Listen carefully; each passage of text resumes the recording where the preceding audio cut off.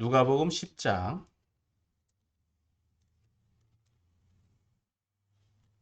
25절로 42절까지 말씀. 다 찾은 줄 알고 제가 말씀 봉독해 올리겠습니다. 어떤 율법 교사가 일어나 예수를 시험하여 이르되 선생님 내가 무엇을 하여야 영생을 얻으리이까? 예수께서 이르시되 율법에 무엇이라 기록되었으며 내가 어떻게 읽었느냐?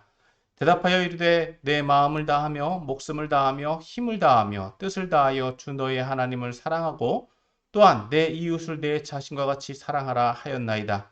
예수께서 이르시되 내 대답이 옳도다. 이를 행하라. 그러면 살리라 하시니 그 사람이 자기를 옳게 보이려고 예수께 여짜오되 그러면 내 이웃이 누구니이까?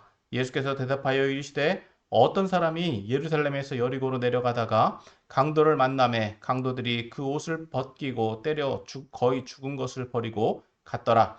마침 한 제사장이 그 길로 내려가다가 그를 보고 피하여 지나가고 또 이와 같이 한 레위인도 그곳에 이르러 그를 보고 피하여 지나가되 어떤 사마리아 사람은 여행하는 중 거기 이르러 그를 보고 불쌍히 여겨 가까이 가서 기름과 포도주를 그 상처에 붓고 싸매고 자기 짐승에 태워 주막으로 데리고 가서 돌보아 주니라. 그 이튿날 그가 주막 주인에게 데나리온 둘을 내어주며 이르되 이 사람을 돌보아 주라. 비용이 더 들면 내가 돌아올 때에 갚으리라 하였으니 내 생각에는 이 세 사람 중에 누가 강도 만난 자의 이웃이 되겠느냐? 이르되 자비를 베푼 자이니이다. 예수께서 이르시되 가서 너도 이와 같이 하라 하시니라. 그들이 길 갈 때에 예수께서 한 마을에 들어가심에 마르다라 이름하는 한 여자가 자기 집으로 영접하더라. 그에게 마리아라 하는 동생이 있어 주의 발치에 앉아 그의 말씀을 듣더니 마르다는 준비하는 일이 많아 마음이 분주한지라. 예수께 나아가 이르되 주여 내 동생이 나 혼자 일하게 두는 것을 생각하지 아니하시나이까? 그를 명하사 나를 도와주라 하소서. 주께서 대답하여 이르시되 마르다야 마르다야 내가 많은 일로 염려하고 근심하나 몇 가지만 하든지 혹은 한 가지만으로도 족하니라. 마리아는 이 좋은 편을 택하였으니 빼앗기지 아니하리라 하시니라. 아멘. 아멘.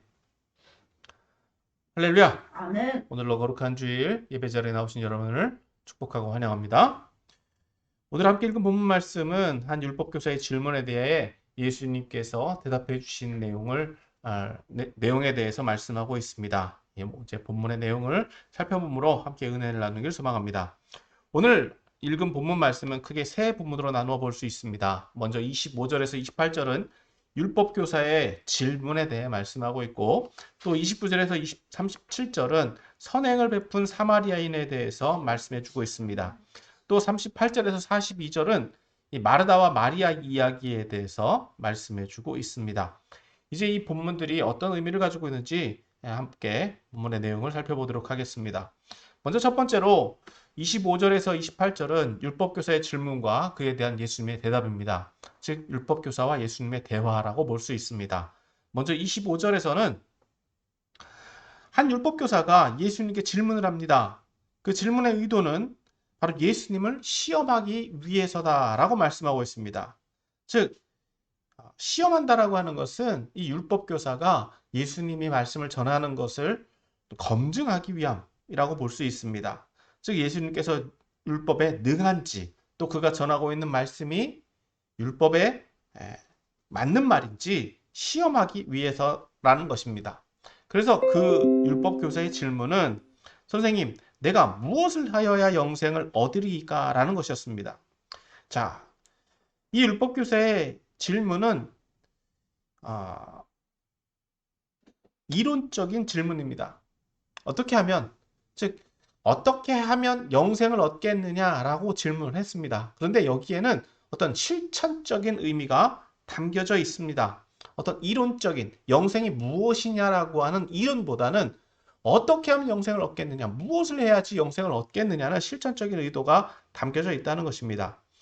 여기서 율법교사의 질문에서 영생이라는 의미는 우리가 흔히 알고 있는 것처럼 죽음 이후의 삶이 영생이냐라는 것입니다.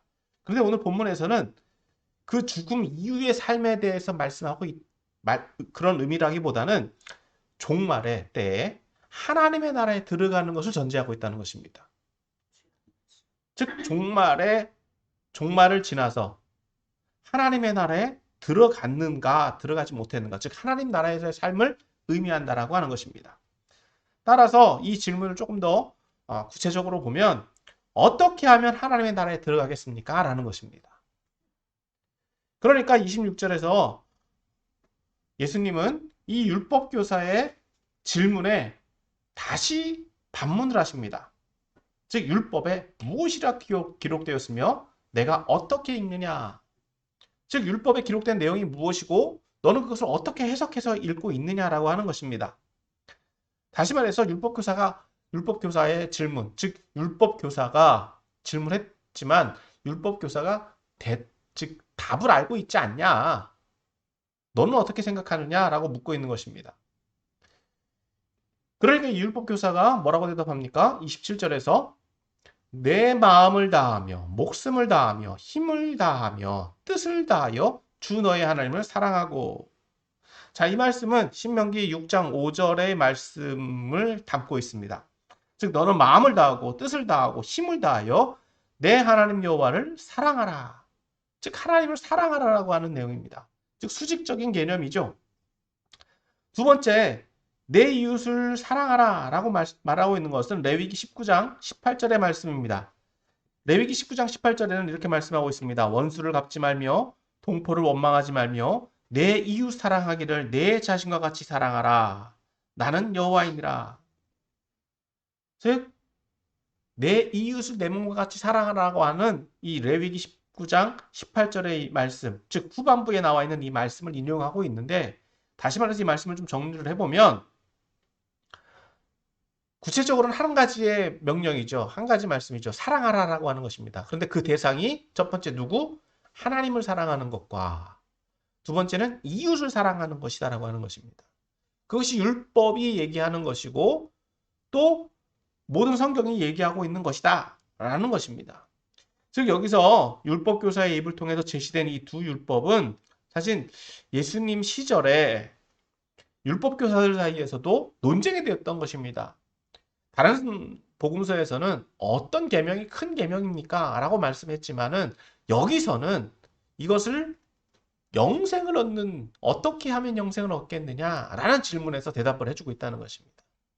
다시 말해서 이 영생을 의미하는 것은 즉 하나님 나라에 들어가기 위해서 행해야 되는 실천적인 의미, 무엇을 행해야 되느냐라는 것입니다.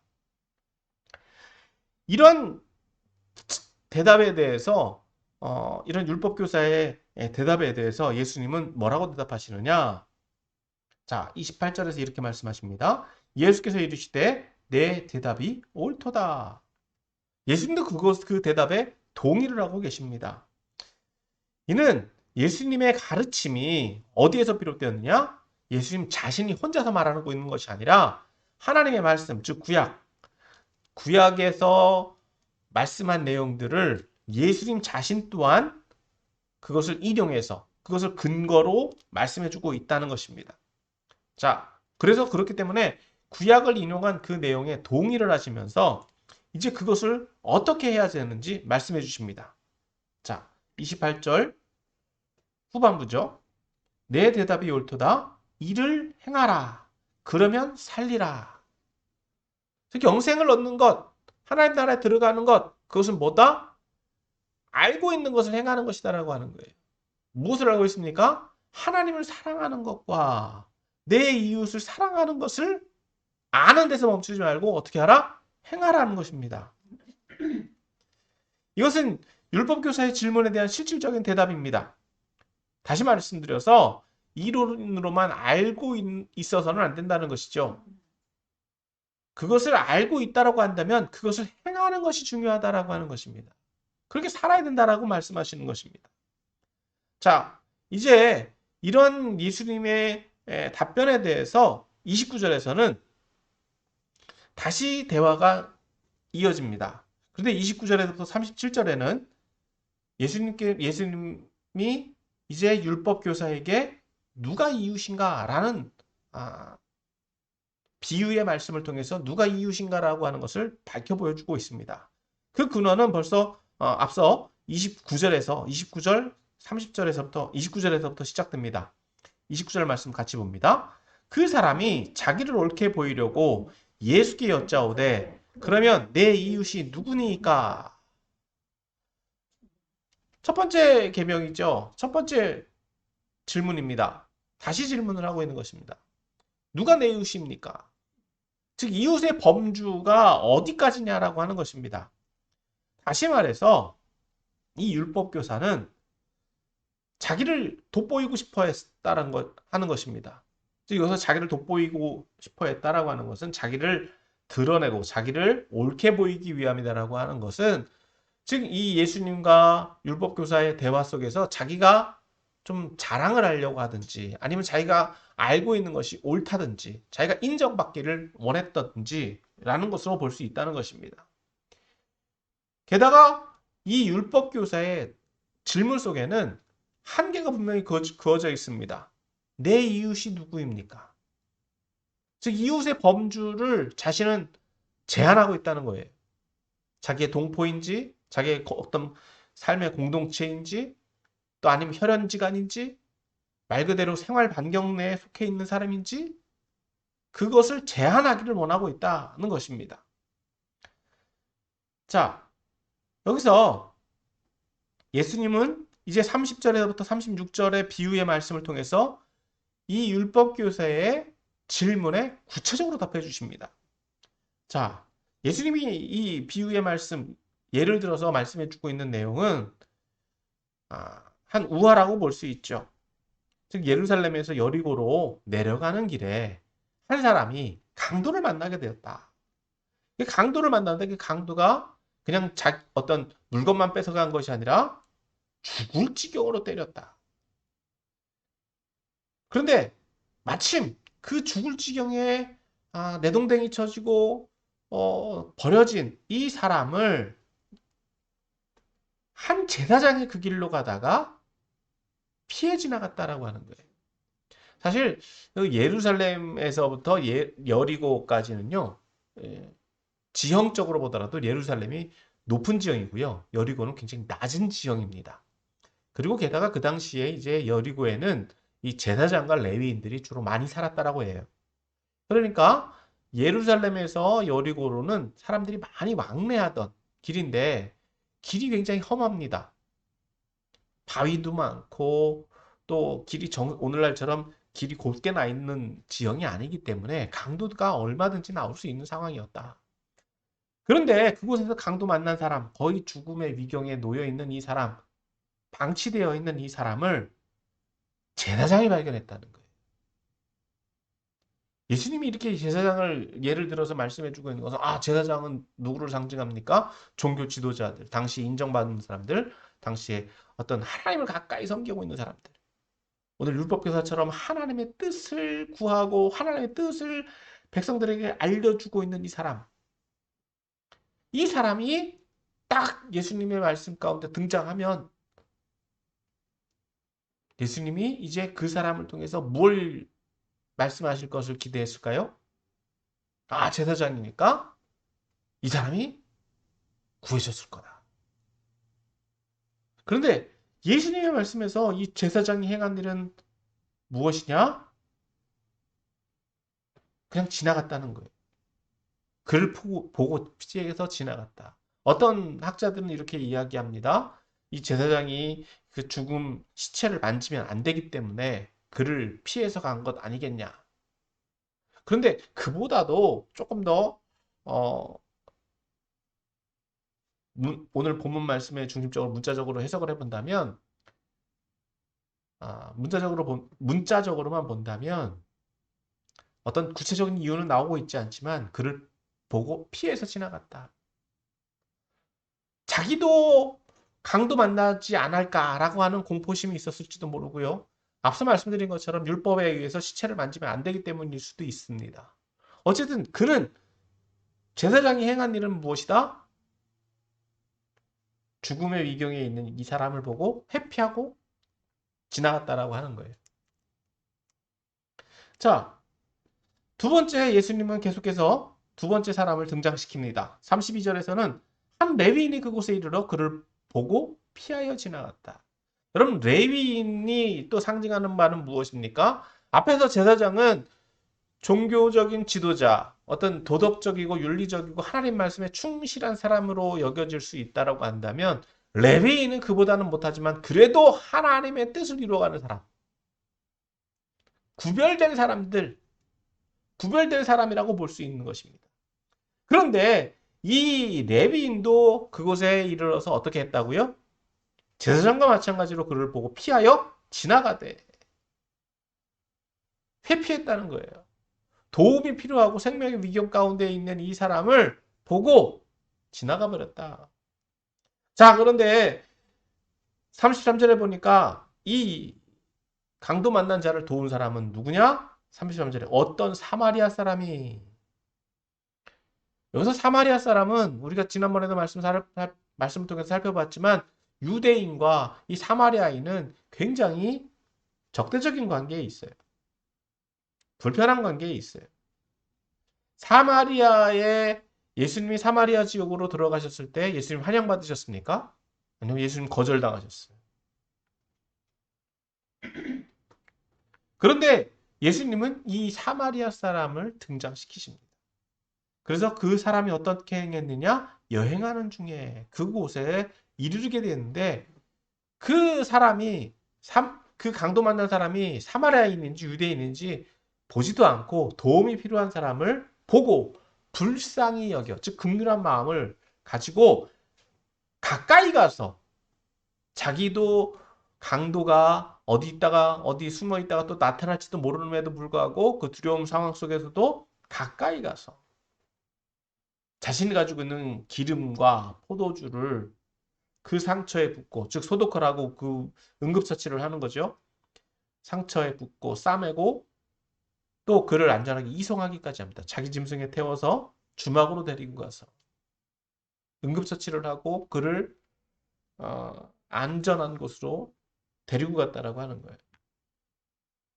그리고 그냥 거기에다가 버려둔 것이 아니라 돌보아 주니라. 필요를 채워줬다고 하는 것입니다. 그를 실질적으로 돌봐줬다라고 하는 거예요. 거기서 그치는 것이 아니라 이 사람은 어디까지 행하느냐? 35절입니다. 35절 같이 봅니다. 그 이튿날 그가 주막 주인에게 데나리온 둘을 내어주며 이르되 이 사람을 돌보아 주라. 비용이 더 들면 내가 돌아올 때 갚으리라 하였으니.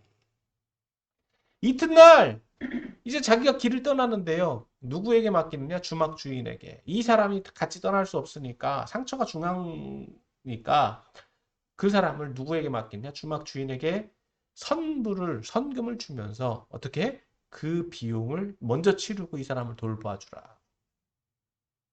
굉장히 적극적으로 돕고 있는 거예요. 그리고 더 나아가서 비용이 더 들면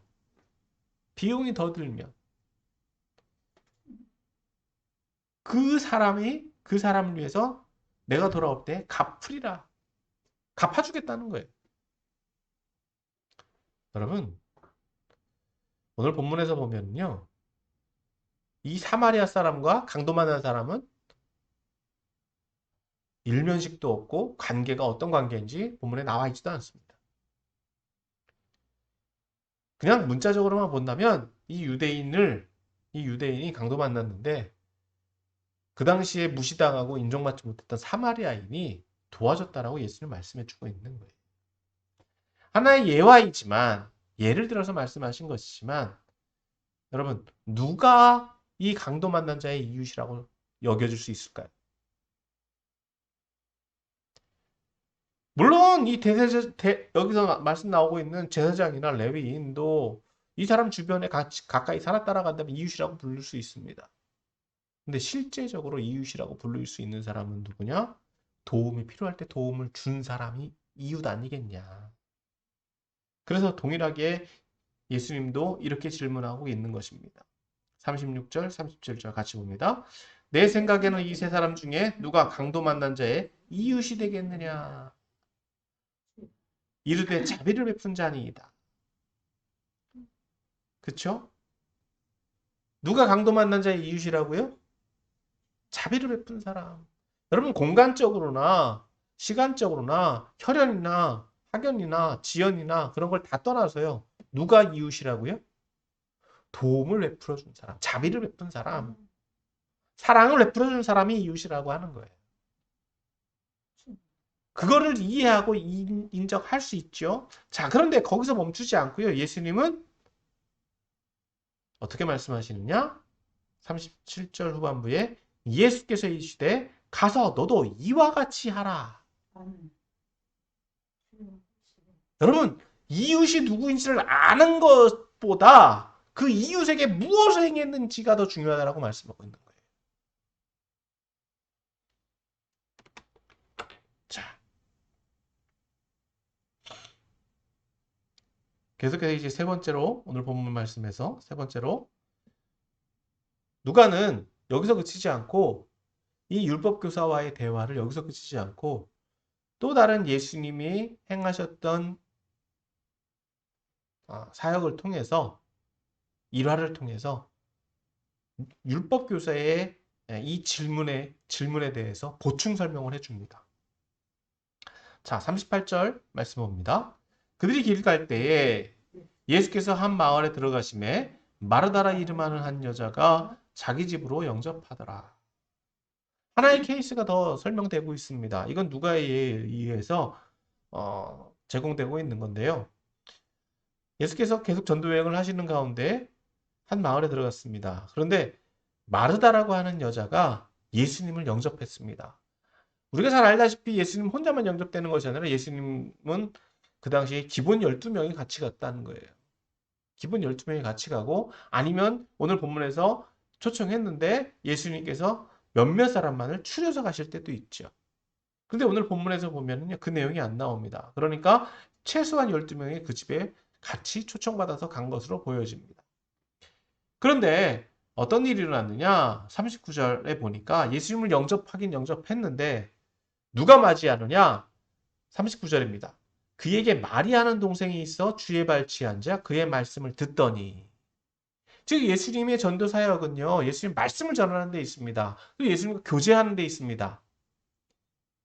그러니까 예수님을 집으로 초청해서 초청한 것까지는 좋아요. 그런데 예수님을 맞이하고 있는 사람은 누구다?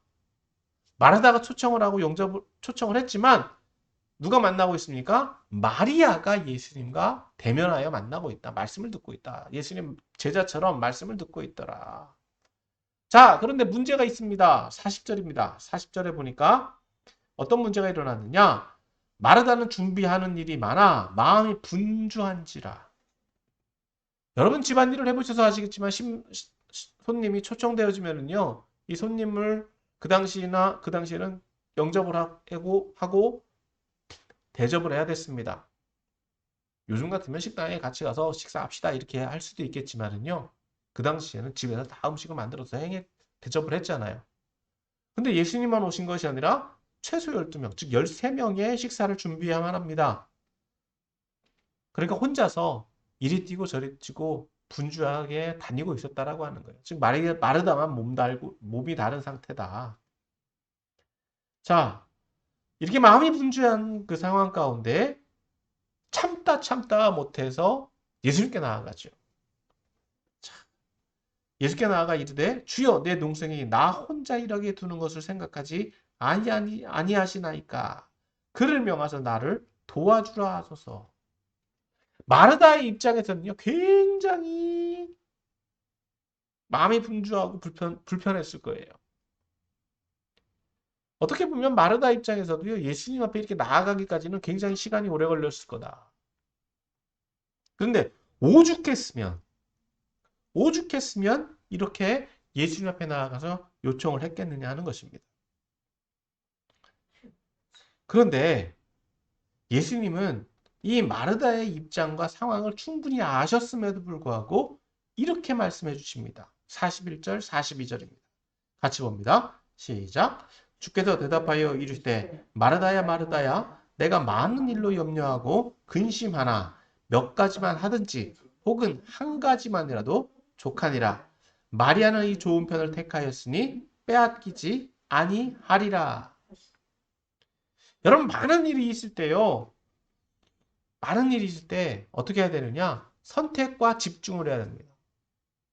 무엇을 먼저 해야 될지 우선순위를 정하고 그리고 그것에 집중해야 돼요. 근데 오늘 예수님은 누구를 예를 들어서 얘기를 해주십니까? 마리아를 예를 들어서 얘기해 주시는데 마리아는 무엇을 어떻게 했다고요? 좋은 편을 택하였다. 즉 예수님 말씀 듣는 것을 택하였다는 거 하는 거예요. 그리고 그것에 집중하고 있다는 거예요. 선택과 집중을 해야 됩니다. 한 번에 많은 것들을 할 수 없습니다. 지금 예수님과 만나고 있을 때 선택해야 되는 것은 무엇이다? 음식을 먹는 것도 중요하고 그리고 그들과 함께 뭐 교제할 수 있는 찬거리나 부수적인 것들을 준비하는 것도 중요하지만 정말 예수님, 즉 예수님을 초청했다라고 한다면 중요한 건 무엇이다? 무엇을 선택해야 된다? 예수님을 선택해야 되겠죠. 예수님을 오시라고 해놓고 예수님을 영접하지 않고 예수님과 만나고 있지 않다라고 한다면 여러분 그거는 예수님을 초청하는 의미가 없다는 거예요. 물론 식사를 제공하는 것도 중요합니다. 음식을 대접하는 것도 중요하죠. 근데 지금 그것을 꼭 선택해야 되는 거예요.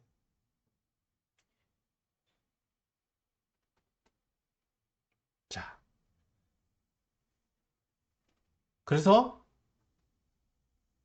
이것을 율법교사의 질문에서 연결해서 보면 하나님을 사랑하는 것이 무엇이냐는 것입니다.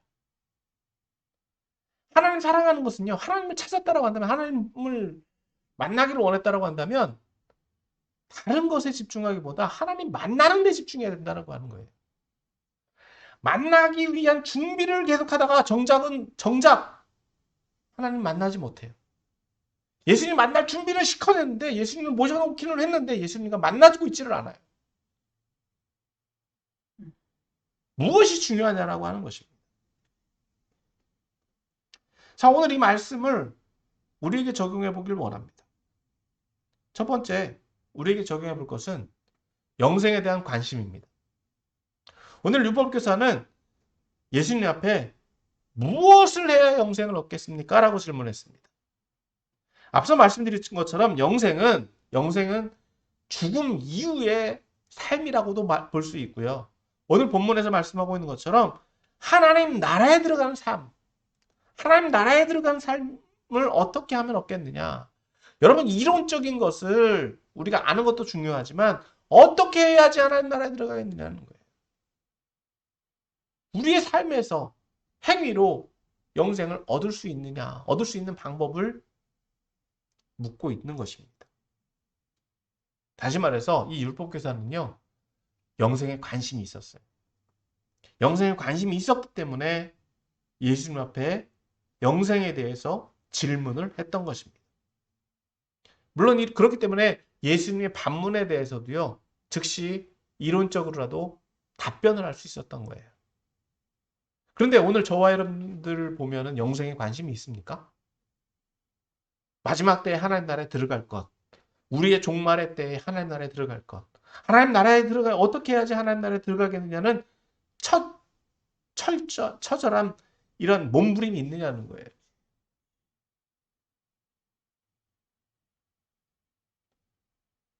영생에 예수님만 믿으면 영생을 얻는다? 그렇습니다. 그건 주어진 삶입니다. 그런데 그것을 얻었다 해서 거기서 멈추어야 되는 것이 아니라 이제 영생을 얻었다라고 한다면 영생을 얻은 것에 합당한 삶을 살아가야 된다라고 하는 거예요. 그러기 위해서는 그보다 먼저 우리의 관심은 어디에 있어야 된다? 영생에 관심이 있어야 된다. 근데 오늘 믿음을 가지고 있는 우리들의 삶도요. 어디에 관심이 더 많이 있습니까? 이 땅에서 어떻게 살 거냐는 거예요. 이 생의 자랑을 뭘로 삼을 거냐는 거예요. 여러분 우리의 간증을 보십시오. 뭘 자랑합니까? 큰 집 사게 됐다라고 하는 거 간증하고요. 물론 진짜 좋은 거죠. 하나님이 큰 차 주셨다라고 하는 거 간증합니다. 돈 많이 벌게 해주셨다는 거 간증합니다. 건강해 주셨다라고 하는 거 간증합니다. 좋은 학교 갔다라고 하는 거 간증합니다. 좋은 며느리 얻었다라고 간증합니다. 그러나 더 중요한 게 있다라고 하는 거예요. 그것들은 다 이 땅 가운데서 얻는 거예요. 어떤 간증, 어떤 무엇에 대한 깊은 관심이 있어야 되냐는 겁니다. 하나님 나라를 기업으로 얻은 것, 어떻게 하나님 뜻을 이루어갔느냐라고 하는 것, 어떻게 전도했느냐라고 하는 것. 그것이 우리의 간증이고 우리의 관심이 있어야 된다라고 하는 겁니다. 근데 여러분, 많은 간증들을 보면은요, 죽을 뻔했는데 살아났다라고 하는 거. 저는 하나님께서 살게 해주시는 건 당연한 거예요. 그런데 그보다 더 중요한 거는요, 하나님께서 나와 함께 계시다라고 하는 임마누엘의 하나님. 왜 나에게 그것을 허락하셨느냐는 거예요. 왜 나에게 좋은 집을 허락하셨고, 왜 나에게 좋은 차를 주셨고, 왜 나에게 이런 좋은 재능을 주셨느냐. 어떻게 그것을 통해서 하나님 뜻을 이루어 갔느냐. 그것이 우리의 간증해야 되고, 그것이 하나님의 영광이 되어야 되는 줄 믿습니다.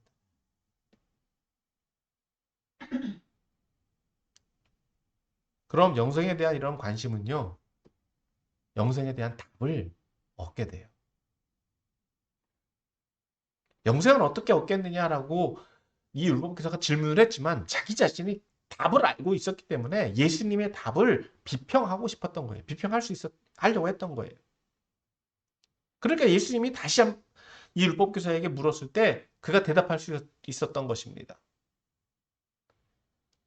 근데 문제는 뭐라고요? 이러한 율법에 대한 이해, 율법에 대한 관심, 율법에 대한 이론, 이런 것들이 충만하게 채워져 있어야 된다라고 하는 거예요. 관심은 배움을 얻고요. 배움은 그것이 삶을 변화시킬 수 있는 원동력이 됩니다. 그런데 문제는 이것을 아는데 멈춰서 있으면 안 된다는 거예요. 여러분, 하나님을 사랑하라. 이웃을 사랑하라. 이 율법교사는 그것을 알고 있었습니다. 그런데 어떻게 사랑하느냐는 거예요. 여러분, 그렇기 때문에 예수님께서 사마리아인의 비유를 통해서 무엇이 사랑이냐는 겁니다. 이웃 사랑하는 것 어떻게 하느냐는 거예요. 누가 이웃이냐는 거예요. 먼저 누가 이웃인지 분명히 알고 그 이웃을 어떻게 행해야 되느냐. 여러분, 이웃을 정하는 것, 한계를 정하는 것도 이웃을 어떻게 정의하느냐보다 내가 그 사람에게 어떻게 행했느냐가 먼저다라고 하는 겁니다. 그럼 내가 그 사람의 이웃이 되어주는 거예요. 혈연, 학연, 지연을 떠나서 여러분, 그것으로 이웃을 만든다라고 하는 것, 그렇게 만들어줄 수도 있지만요. 그 사람에게 무엇을 행했느냐, 내가 어떻게 행했느냐에 따라서 그 사람의 이웃이 되었느냐, 이웃이 되지 않았느냐가 분별된다는 것입니다.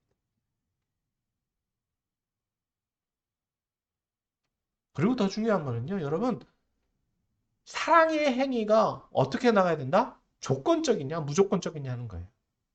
이 사마리아인은요, 무조건적이었습니다. 이 사마리아인이 자기 어떤 보상을 바라고 이 자비를 베풀고 있느냐.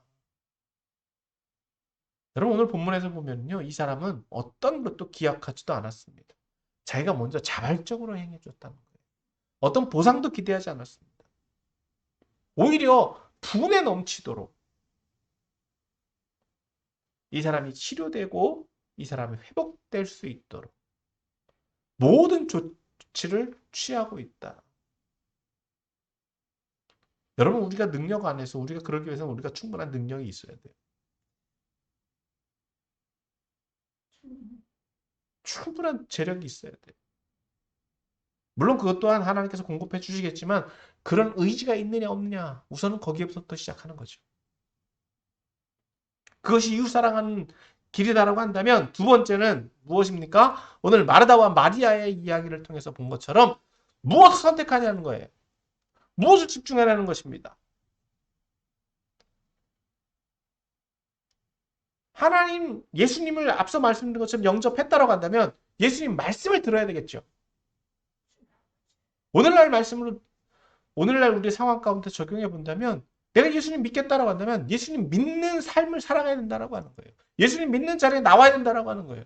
내가 말로만 예수님 믿는다라고 말하는 게 아니라 내 삶에서 예수님 믿는 말과 행동과 그 삶이 나타나야 된다는 거예요. 그렇게 선택하고 집중을 해야 된다라고 하는 겁니다. 더욱이 예수님 말씀을 듣는 자리에 왔을 때에는 어떻게 해요? 예수님 말씀을 듣는데 집중해야 된다라고 하는 거예요. 다른 어떤 것에 분주하기보다 예수님 말씀 앞에 나아가. 여러분 그것이 하나님 사랑하는 거예요. 하나님 사랑하는 건 뭡니까? 여러분 사랑한다라고 하는 게 뭡니까? 그 대상물에 집중하는 거예요.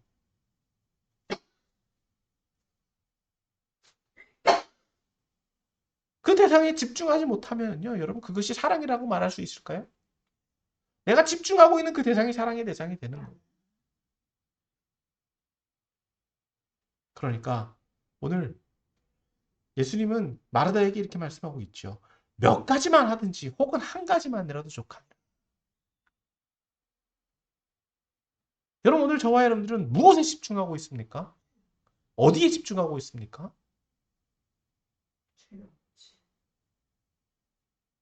여러분 우리가 시간을 들이고 우리가 가장 많이 생각하는 게 어디에 있느냐는 거예요. 내 사랑의 대상이 어디에 있느냐는 거예요. 우리의 우상이 어디 있느냐는 거예요.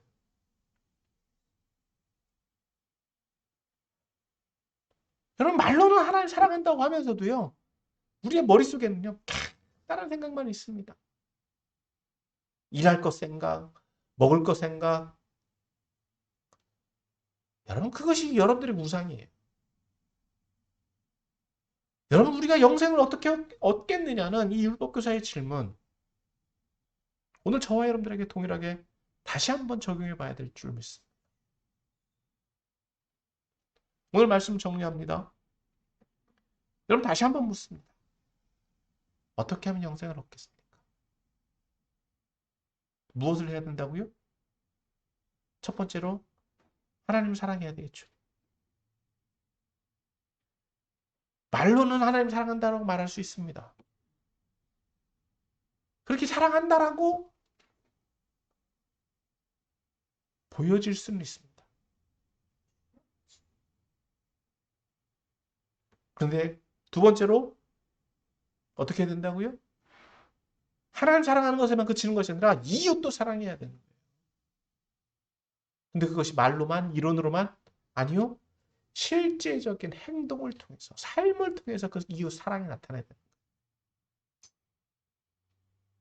물론 그것이 너무 과해지면은요, 요즘에는 그것을 과하게 그 상대방이 원하지도 않는데 너무 과하게 행해 주기 때문에 또 그렇게 행했다 해서 오히려 나에게 피해가 오기 때문에 그것을 부담스러워하고 회피하려고 하는 경향도 생깁니다. 여러분, 하나님 사람이라고 한다면요. 우리가 이 땅 가운데 살아가면서 하나님의 뜻을 이루어가는 영생을 얻기 위한 것은 하나님 나라의 삶입니다. 우리가 어떤 보상이나 대가를 원하고 행하는 것이 아니라 하나님의 뜻대로 행하는 사람이라고 한다면 종말의 때에 하나님 나라에 들어가는 즉 이 땅 가운데서 하나님 뜻대로 살아가는 것, 하나님 백성으로서의 삶을 살아가는 것이 궁극적으로는 영생을 얻는 삶이라는 거예요.